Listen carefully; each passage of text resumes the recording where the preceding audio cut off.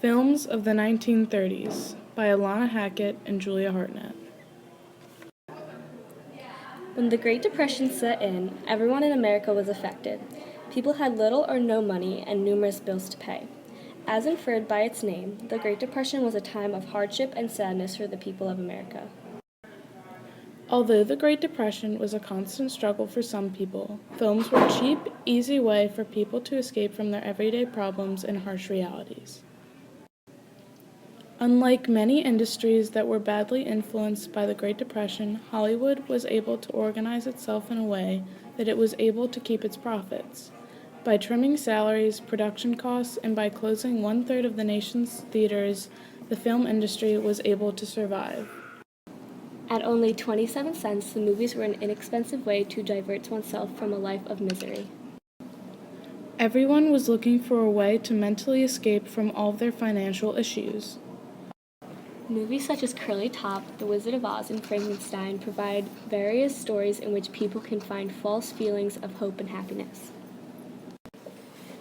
Curly Top, starring Shirley Temple, is the story of Elizabeth Blair, a young orphan who lives at a private orphanage with her older sister Mary, played by Rochelle Hudson.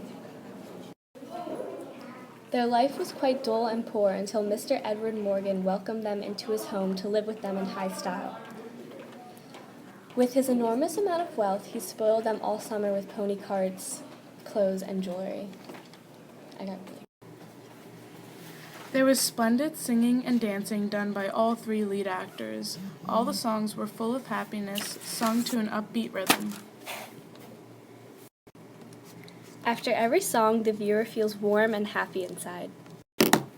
And to top it all off, the movie ends with the long-awaited giving in of Mary and Edward to the love that they shared for each other the whole time.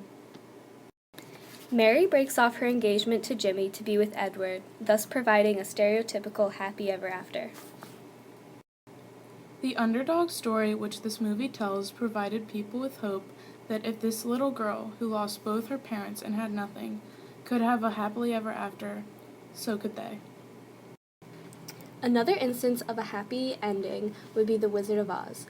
Dorothy, a young girl from Kansas, gets caught up in a tornado and travels to a whole new world. There she finds adventure and magic while making humorous friends along the way, such as the brainless scarecrow, the cowardly lion, and the heartless tin man. As they followed the yellow brick road to their destiny, they had many fantastic adventures. Between the munchkins, talking trees, and flying monkeys, viewers were sure to focus their attention on the magical world rather than their own world. In the end, Dorothy defeats the witch and goes home to Kansas just to find out that it was all a wonderful dream. This movie brought people to a whole other world for a short period of time, and they were able to imagine a world without banks, loans, and work. They were able to feel relief. Movies during this time were a scapegoat from reality. The head of the Motion Picture Producers and Distributors Association, 1934, Will Hayes, said once that no medium has contributed more greatly than the film to the maintenance of the national morale during a period featured by revolution, riot, and political turmoil in other countries. 60 to 80 million Americans ventured forth to the movies each week in an attempt to boost their spirits. The film industry followed the twists and turns of the Depression. With the raised spirits that came with the New Deal and Breen office censorship, came films about the heroes of lawfulness and justice, such as Detectives, G-men, Western heroes, and others that came to replace gangsters that once wreaked havoc on the big screen. Movies during this time could make people feel breezy, likable, gallant, and maybe just a little harebrained. Did the films of the 1930s have a good effect on people? The Great Depression was an obstacle for many people, but films had a very positive effect on Americans, providing an easy, inexpensive escape from reality.